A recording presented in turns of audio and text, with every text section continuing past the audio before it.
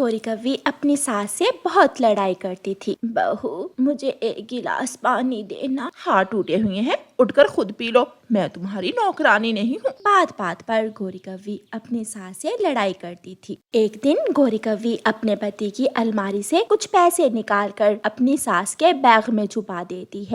दूसरे दिन उसका पति कालू कौवा अपनी अलमारी में पैसे ना देखकर पूछता है, गोरी गोरी, मेरी अलमारी से पैसे किसने चुराए हैं?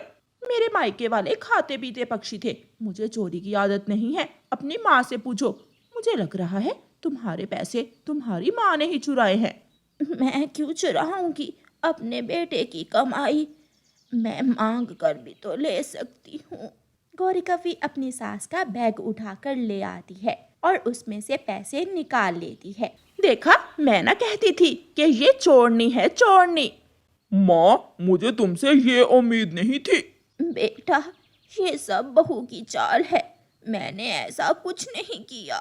गुस्से में कालू कौवा घर से निकल जाता है। जा, अब नदी से पानी ले आ, मेरा मुंह क्या देख रही है?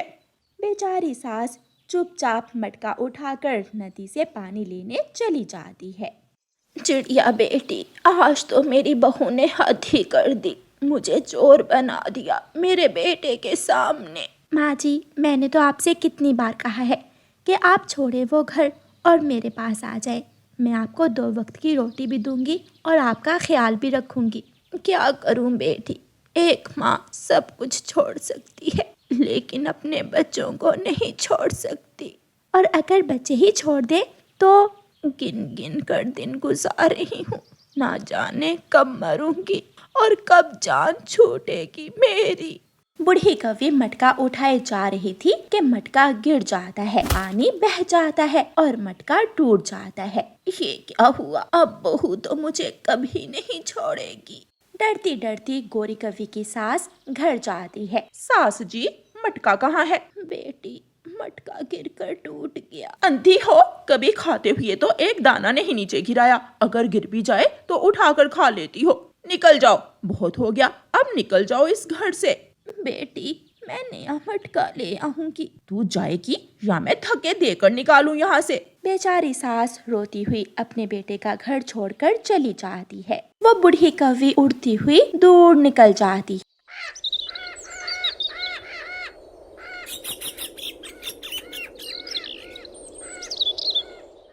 शाम को जब कालू कौवा घर आता है तो गौरी उसे कहती है, कल तुम्हारे पैसे निकाले और आज मेरे निकाल लिए उसने, मैंने भी निकाल दिया है उसे अब अपने घर से। किसे? माँ को?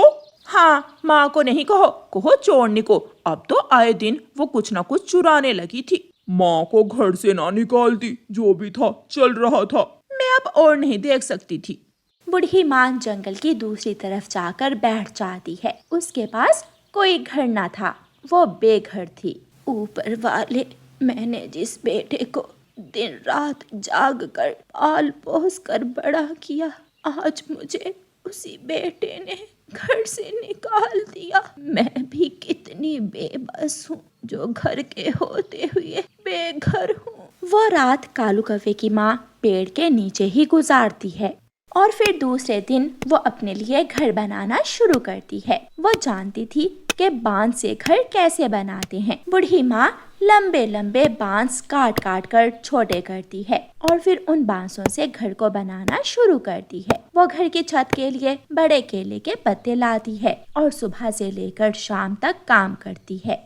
एक दिन जंगल में तूफान आ जाता है। बारिश इतनी तेज थी कि पेड़ जड़ों से उखड़ रहे थे। पहले ही दिन गौरी और कालू कौवे का घर जिस पेड़ पर था वो पेड़ गिर जाता है और कौवों का घर भी गिरकर टूट जाता है। कौवे परेशान हो जाते हैं। कालू जी, अब कहाँ जाएंगे? क्या कोई जानने वाला है आपका? हाँ, पड़ोस में चिड़िया मुझे जानती है, हम वहाँ जाते हैं। कालू कौवा अपनी पत्नी को साथ लेकर चिड़िया के दरवाजे पर जाकर दस्तक देता है। चिड़िया दरवाजा खोलती है। पेड़ गिर गया और घर टूट गया हमारा। चिड़िया, हमें यहाँ आने दो, बारिश से भीग रहे हैं हम। जिसने अपनी माँ को घर से निकाल दिया, उसे दिन रात इतना तंग किया, वो किसी दूसरे का दोस्त कहाँ हो सकता है। जाओ, चले जाओ कौवे, मैं तुम्हारी मदद नहीं कर सकती। चिड़िया अपना दरवाजा बंद करके अपने घर चली जाती है और कौवे बारिश में भीगते रहते हैं। ना ना कव्वे, मैं तुम्हारी मदद नहीं कर सकता। जाओ, चले जाओ, तुमने अपनी माँ को घर से निकाला। तुम बुरे हो, तुम बहुत बुरे हो। तोता भी मुंह फेर लेता है। उड़ते उड़ते कौवे जंगल की उस दिशा में पहुंच जाते हैं जहां कालू की माँ ने अपना बांस का घर बनाया हुआ था। गोरी और कालू घर से थोड़ी दूर एक पेड़ के नीचे बैठ जाते हैं। कालू जी, वो सामने घर किसका है? चलो वहां जाते हैं। जो अपने माँ बाप की इज्जत नहीं करता उसकी कोई इज्जत नहीं करता। वो घर जिसका भी है, लेकिन हमें घर में नहीं रखेगा। कालू की माँ खिड़की में से कालू कौवे और गोरी कौवे को बारिश में भीगते हुए देखकर जल्दी से अपने घर से निकलकर आती है।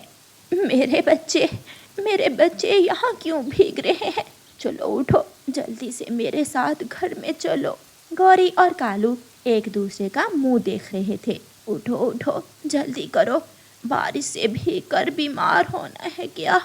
कालू की माँ अपने बेटे और बहू को घर में ले जाती है। सासू माँ, क्या ये घर आपका है? नहीं, ये घर मेरी बहू और बेटे का है। गौरी कव्वी की सास ने उसका दिल जीत लिया था। गौरी कव्वी फूट फूट कर रोने लग जाती है और अपने किए की माफी मांगती है। माँ तो माँ होती है, वो अपने बच्चों को माफ कर देती है और सब खुशी खुशी रहने लगते हैं। प्यारे दोस्तों, इस कहानी को लाइक, अपने दोस्तों के साथ शेयर और चैनल को सब्सक्राइब करना बिल्कुल मत भूलना। आपका धन्यवाद।